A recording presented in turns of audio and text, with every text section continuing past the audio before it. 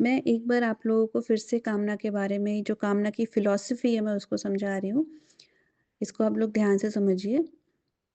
देखिए कामना सबसे पहले तो हमें कामना की डेफ़िनिशन पता होनी चाहिए, कामना हम किसे कहते हैं? तो कामना क्या है? एक ऐसी डिज़ायर जिसके लिए मुझे लगता है कि उसको पूरा करने के बाद मुझे सुख मिलेगा, ठीक है? एक ऐसी डिज़ायर जिसके लिए मुझे लगता है कि उसे पूरा करने के बाद मुझे सुख मिलेगा, इसे हम कामना कहते हैं। अब हमारे अंदर मतलब सिर्फ़ कामना वर्ड सफ़िशिएंट नहीं है, कामना की डिटेल आपको जाननी पड़ेगी। अब कामना कोई एक पर्टिकुलर वर्ड नहीं है। कामना हमारी किस टाइप की है पहले तो हमें ये पता करना होगा। तो कामना 3 तरह की होती है, रजोगुणी कामना, तमोगुणी कामना, सत्वगुणी कामना।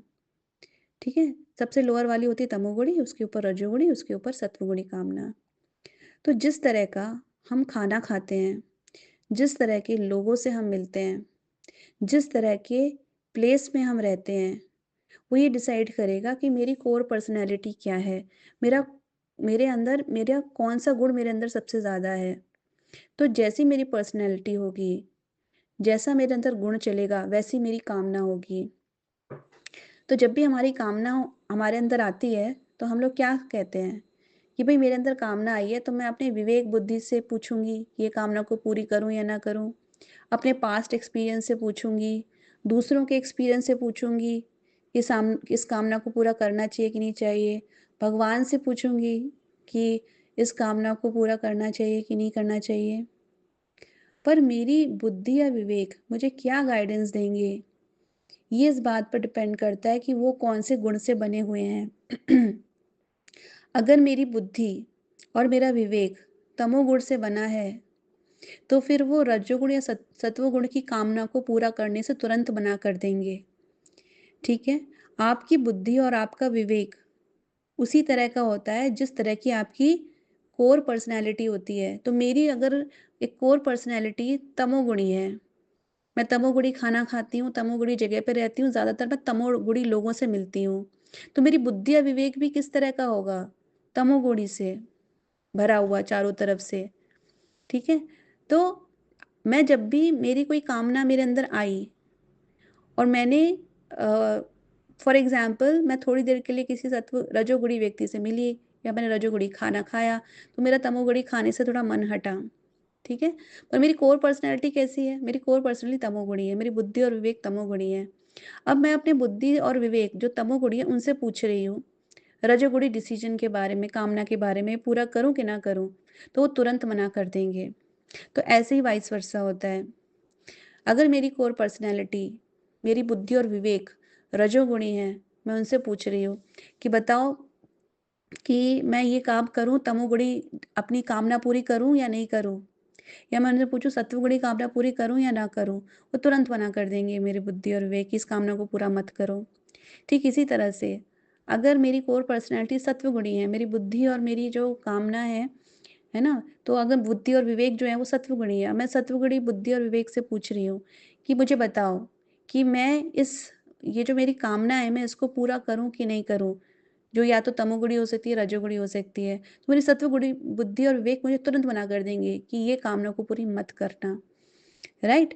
तो इतना कहना सफिशिएंट नहीं है कि मैं अपनी बुद्धि या विवेक से पूछूँगी, आपकी बुद्धि या विवेक भी अलग-अलग गुणों के हिसाब से आपको अलग-अलग अपना डिसीजन सुनाएँगे। थर्ड, अब हम अगला इस फैक्टर ये कहते हैं कि भई मैं अपने पास्ट एक्सपीरियंस से पूछूँगी, दूसरों के एक्सपीरियंस से, वो डिपेंड करता है कि भई अब वहाँ पर भी कैसी मुझे हेल्प मिलेगी, वो कितनी यूज़फुल होगी और कितनी नहीं होगी। अब ये किस पर डिपेंड करता है, मेरी हील्ड या अनहील्ड स्टेट पर। अगर मेरी अनहील्ड स्टेट है, तो मेरा हर एक पास्ट एक्सपीरियंस या दूसरों का पास्ट एक्सपीरियंस मेरे अंदर फ़ियर क्रिएट करेगा।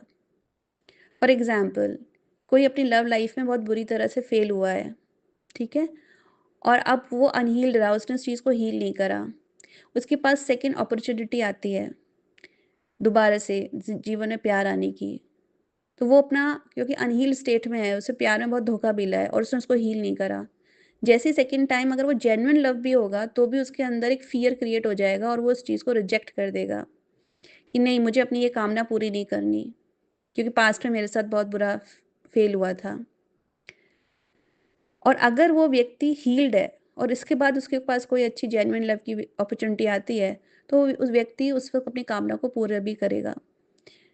या कह लिया जाए कि उसके पास बहुत विज़डम होगा, तो वो सही-गलत में डिसीज़न लेगा। तो ये कहना सफिशिएंट नहीं है कि बस मैं अपने पास्ट एक्सपीरियंस से देखूँ या दूसरों के एक्सपीरियंस से देखूँ। आप अपना पास्ट एक्सपीरियंस या दूसरों के एक्सपीरियंस से देख रहे हो, अगर वो अनहील्ड है, तो क्या होगा? वो ट्रिगर्स बन जाएँगे बहुत खतरनाक, फ़ियर आ जाएगा।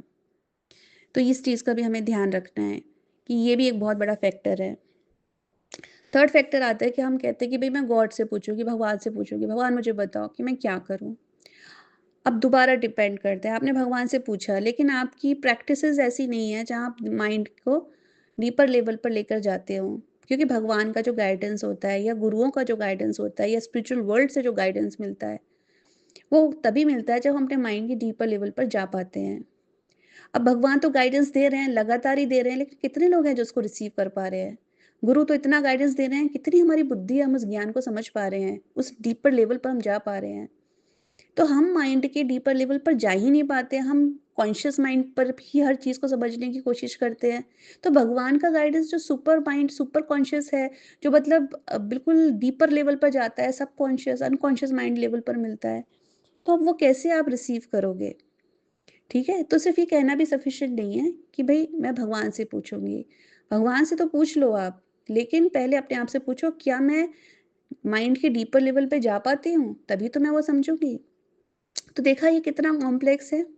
इसलिए कामना आने के बाद कौन क्या करेगा, ये हर इंसान की कंडीशन में वैरी करता है।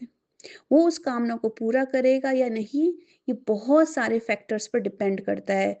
उसकी हील्ड स्टेट, उसकी अनहील्ड स्टेट, उसका बुद्धि का कौन-सा गुण है, बुद्धि विवेक किस गुण में चल रहे हैं उस पर, भगवान से उसका डीपर लेवल पर कितना कनेक्शन है इस चीज़ के ऊपर। अब जिस कामना को पूरा करने के लिए मैं बोल रही थी, वो कामना है जहाँ आपको भगवान, गुरु, बुद्धि, विवेक का कोई गाइडेंस नहीं समझ आ रहा। आपका और दूसरों का पास्ट एक्सपीरियंस आपको गाइड करने की जगह कन्फ्यूज़ कर रहा है। ऐसी कंडीशन जहाँ पर आप स्टक हैं, ना इधर के हैं और ना उधर के। रोज़ उसी कंडीशन में पहुँच जा रहे हैं। अगर रोज़-रोज़ वो बात आ रही है, इसका मतलब क्या? इसका मतलब ये कि ना तो आपने क्योंकि अगर आपको भगवान ने गाइड कर चुके होते, भगवान आपको, अगर आपकी बुद्धि विवेक आपको गाइड कर चुकी होती, तो रोज़-रोज़ आती क्यों? तो वो तो खत्म हो जाती। पर वो रोज़-रोज़ आ रही है, इसका मतलब क्या? इसका मतलब तो यही हुआ कि ना तो आपको भगवान का गाइडेंस समझ में आया, ना आपकी बुद्धि और विवेक ने आपको कुछ हेल्प करी, ना आपका अपना एक्सपीरियंस, दूसरों का एक्सपीरियंस आपको कुछ समझ में आ रहा है, तभी तो वो रोज़-रोज़ आ रही है। नहीं तो अब तक तो सॉल्व हो जाती प्रॉब्लम, वो रोज़-रोज़ आती ही नहीं। पहली बार में आके या दूसरी बार में आकर ही आप उस चीज़ को अब तक सॉल्व कर चुके होते। तो ऐसी कंडीशन जहाँ पर आप स्टक हैं, ना इधर के हैं, ना उधर के हैं, ऐसी कंडीशन में रोज़ एक ही बात को लेकर स्टक रहने की जगह आप एक्शन ले लो, उस कामना को पूरा करो और अब उसका जो रिज़ल्ट आएगा, वो आपको आगे मूव ऑन कराएगा। या तो वो कामना पूरी करने के बाद आप बहुत बुरी तरह सफ़र करेंगे और वो आपकी लाइफ़ का बिगेस्ट लेसन बन जाएगा, या फिर आपका डिसीज़न रियल में आपको प्लेज़र लेकर आएगा। इन बोथ द केसेस आपकी सिचुएशन स्टक नहीं रहेगी, आप आगे मूव ऑन कर जाएँगे। अब बात आती है एक्स्ट्रा मैरिटल अफेयर्स, गुस्सा आने पर किसी को थप्पड़ मारना। तो ये सब सिचुएशन है जहाँ पर लोग अपने अंदर की नेगेटिविटी को एक्सप्रेस कर रहे हैं। ये कामना नहीं है, क्योंकि कामना हमेशा एक सुख के साथ की जाती है कि मेरे को जीवन में बड़ा सुख मिलेगा। लेकिन ये जो सिचुएशंस होती है, ये फ्रस्ट्रेटिंग सिचुएशन होती है ना? तो कामना का मतलब है सुख की इच्छा से किए जाने वाला काम, ना कि हेट्रेड, हर्ट या किसी और नेगेटिव इमोशन को एक्सप्रेस करना आउट ऑफ फ्रस्ट्रेशन। पर अगर एक्स्ट्रा मैरिटल अफेयर या एंगर हमारे माइंड में आ रहा है ना? तो ये कामना के नाम पर इसका मतलब है कि कुछ तो हमारे अंदर ट्रिगर हो रहा है। अगर हम ये वर्ड सुनते हैं एक्स्ट्रा मैरिटल अफेयर, जब हम कामना के बारे में सुन रहे हैं, पर उसकी जगह बार-बार हमारे माइंड में एक्स्ट्रा मैरिटल अफेयर आ रहा है।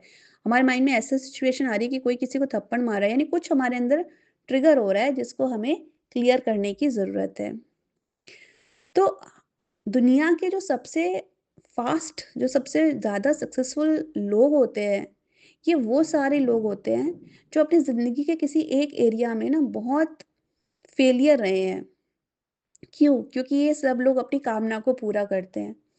लेकिन जल्दी-जल्दी अपनी कामनाएँ पूरी करी, तो इसकी वज़ह से क्या होता है, वो फ़ास्ट-फ़ास्ट उनको एक्शन मिलता है। अब ज़रूरी थोड़ी ना हमारी हर कामना जो हमने सोचा सुख मिलेगा, बहुत बार दुःख मिलता है, फेलियर्स जाते हैं, right? For example when I was learning healing वग़ैरह, तो इतने मैंने अलग-अलग तरह के लोगों के अंडर कोर्स किए। मेरी कामना थी ना, मेरी कामना थी कि मैं हीलिंग सीखूँगी, इस व्यक्ति के अंडर में सीखूँगी, तो मुझे सुख मिलेगा।